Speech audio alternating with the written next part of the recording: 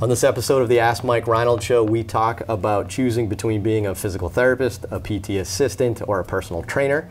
We talk about quad strength after ACL reconstruction and isokinetic testing for overhead athletes and baseball players. The Ask Mike Reinold Show. Helping people feel better, move better,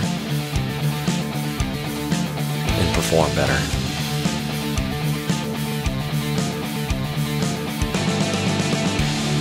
Welcome back, everybody. Episode 8 of the Ask Mike Reinold Show. I'm here with Lenny Macrina, my partner champion, director of PT here. I'm here with the Gabeinator, Gabe Morgan from Armstrong Atlantic Coastal University of the South College. Perfect. Perfect. He's from Armstrong, is it university? Yeah, so you say university. Every episode, we still can't get welcome, Gabe. We're back for another episode. I'm going to answer your questions. So please, if you have more questions, keep sending them our way. MikeReinold.com/podcast, or use the hashtag AskMikeReinold on Twitter, and we'll get your questions on the episode, hopefully. But Gabe, what do we got? Let's go question number 1. First one comes from San Antonio, Texas.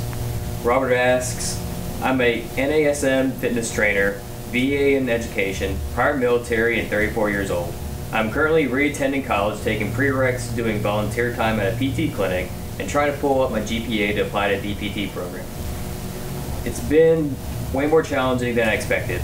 I've looked into a PTA program, but I tend not to get positive feedback on that. Any advice for aspiring PTs, and where do you see the future of physical therapy, as well as a trend to fitness training with functional fitness, corrective exercises, and giving stretch routines that may overlap with what a PT does? All right, so let's see. This is a question then from Robert from San Antonio. Good city. I like San Antonio.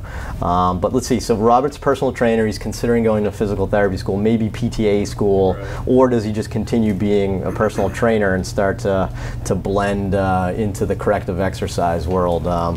Heck, you want to start, Len? I mean, yeah, you get that's a lot. But I think it depends on the life you want to lead. I think I'd have to take a step back and dealing as a PT, I have a relatively normal schedule. So you can create an 8 to 5 schedule, 9 to 6, whatever. I think when you're a personal trainer, it seems like the life is a little all over the place. You're going to have your 6 o'clock till 10 o'clock appointments, and then you have like 5 hours off, and then you have your late afternoon, evening appointments.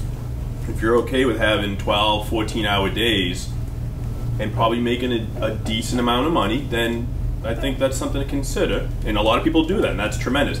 I'm a PT, so I like the normal 8 to 5, 9 to 6 kind of world, and then I can supplement other things in other ways and have evening work if I wanted, or any other thing. So I think taking a step back and knowing what life you want, I think that's going to be one big consideration. I don't know if you have anything else. Yeah, I mean, I think you get 2 things to consider. Is what do you want to do every day? I think that's part of it, and then also some of just the lifetime ramifications. So we're talking about either being a PT, a PTA, or a personal trainer, and you're going to be in.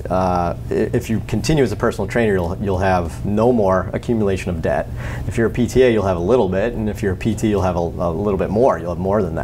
But then I think your salary potential changes as well. So I think you really have to consider that. I think all 3 are fantastic professions. I recommend anybody going to any of the 3 depending on their specific needs. I think the future that I like is physical therapists that have an excellent strength and fitness background. So there's a lot of like strength coaches that are going back to PT school, or personal trainers that are going back to PT school, and I think I like that. I think that makes you kind of the best of everything. I would caution you for trying to be the personal trainer that fixes people. I think you get some issues with your probably your practice act and whether you're kind of blending that there. But I would say it comes back to the corrective exercise bell curve that I tend to talk about.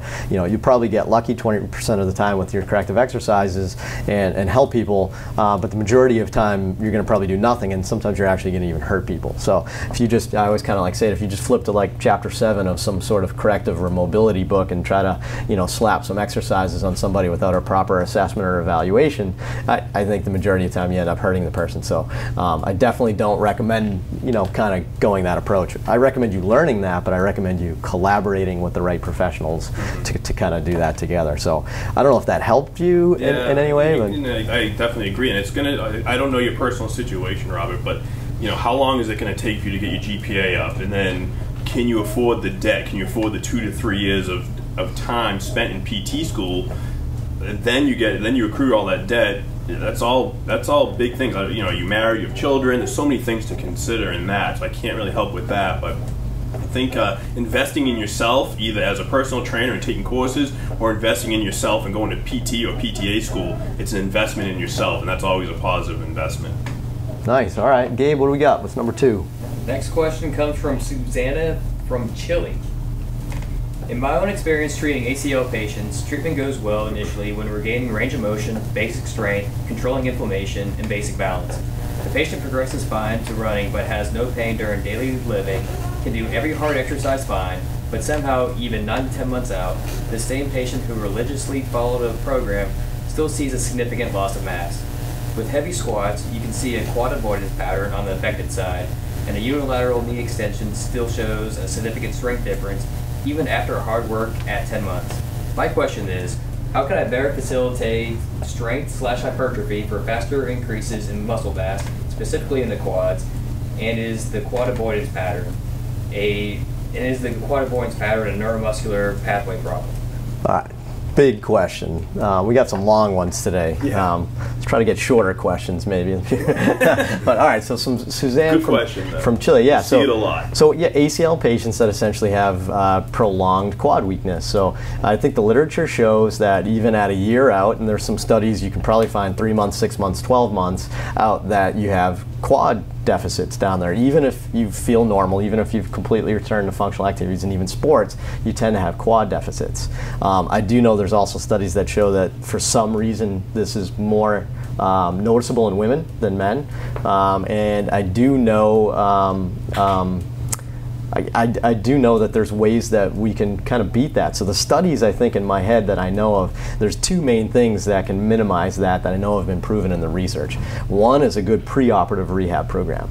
So if you do 4 weeks of a pre-op rehab program, this has been shown in recent literature, I think in the last couple of years in a pretty good journal, I forget, I don't know the reference on the top of my head, but in the last couple of years, if you do 4 weeks of a pre-op program, I think you had about 10% more strength, or let me rephrase that, you had 10% less loss of quadricep strength when they measured it down the road at 3 or 6 months or something like that. So getting your preoperative strength back early, I think, is a good one. And then 2 is obviously, I think, what we've learned from many great research projects, like from Lynn Snyder-Mackler and Terry Shimoleski and a bunch of authors in the past have showed us that neuromuscular stim in the early phases of ACL rehab has been shown to get that quad back faster. So I guess 2 things you can do early on is pre-op strength, make sure you maximize it, and neuromuscular stim immediately afterwards.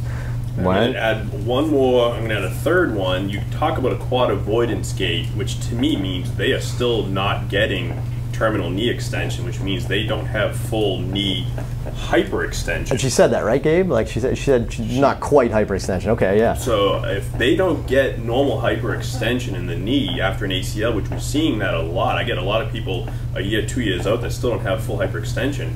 That's a problem. The quads need that hyperextension to get that amount of force production that they need for maybe doing a deep squat. But if they still have a quad avoidance gait and they don't have full hyperextension, normal to the other side, numerous studies have shown, if you look up Donald Shelbourne out of Indianapolis, he has a countless studies that show that outcomes are highly influenced by hyperextension in the knee. So that's something to consider too.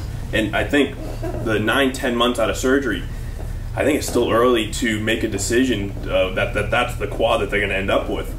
I think this is a 12 to 18 month process to really get the quads back to normal function, despite us getting our kids back 6-8 months out of the surgery. I think it's still early to. So I think loading it is a good thing, but they got to have good base and good range of motion, and then you can really, come to a conclusion that, oh boy, this is what we're going to end up with. I think it's still too early. Yeah, and in the physical therapy world, again, I think sometimes we're not great at restoring functional strength or integrating strength and conditioning principles. Once you get to like 3-4 months down the road, I mean, they should be doing a pretty good strength and conditioning program. So if you're still having them do rehab-based exercises and machine-based things, I think that's not in our best interest too. I think we need to redo a study where we have kind of a more modernized strength and conditioning program as well. So either as the PTs, you got to learn this stuff. So I have a bunch of inner circle webinars on how we do that, and how we do some periodization, how some of these principles and those types of things. But if not, you got to find someone you can collaborate with. Yeah. It's not just about rehab exercises; it's about getting them back to strength and definitely conditioning. Collaboration, because as PTs we lose them because of insurance at 3-4 months, and so we never really see it play out.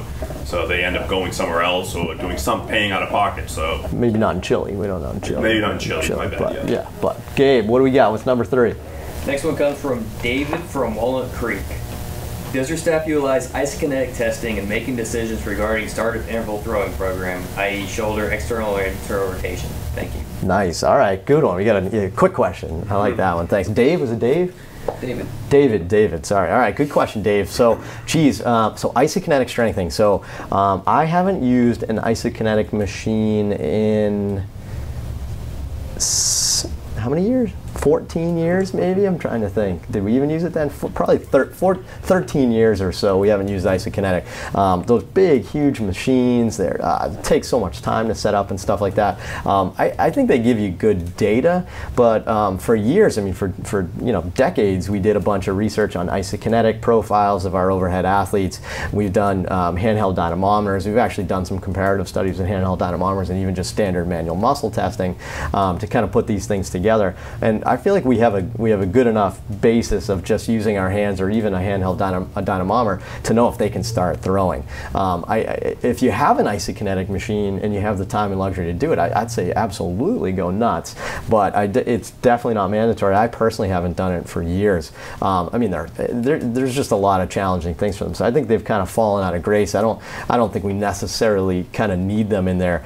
You can get the same ratios that you can find, and if you don't know the ratios for overhead athletes, baseball players, we've published all these findings. So between myself and Kevin Wilk and some of the publications that Lenny's been involved with, we've published a bunch of these things where we showed the profiles of isokinetics and we've done handheld dynamometer, right? Have we published that? Yeah. I'm sure we have. Probably. I feel like so. I don't recall anything. I feel like, it's gotta be out. But it doesn't matter. I mean, you can use the isokinetic profiles, and if you know like ER/IR ratio is about 67% or something, you can just use that with a handheld dynamometer. So now you have a little teeny device. It costs maybe $500, and it's a good little thing. But otherwise, I mean, you can certainly use your hand, and if you can't, if you can't break them, they're ready to throw. I mean, I hate to be that simplistic, but I really think that's all you need. So I definitely don't think you need it. If you have it, go nuts. But otherwise, I think there's plenty of other things you can do and get by. And we don't do it, so I don't know if that helps you. I agree. So awesome. All right, well, thanks, guys. Episode 8 in the books of the Ask Mike Reinold Show. Ask us some more questions. We need your help. MikeReinold.com/podcast. Use the hashtag AskMikeReinold on Twitter, and hopefully we get some more cool questions, and we'll keep answering them. And we'll see you guys on the next episode.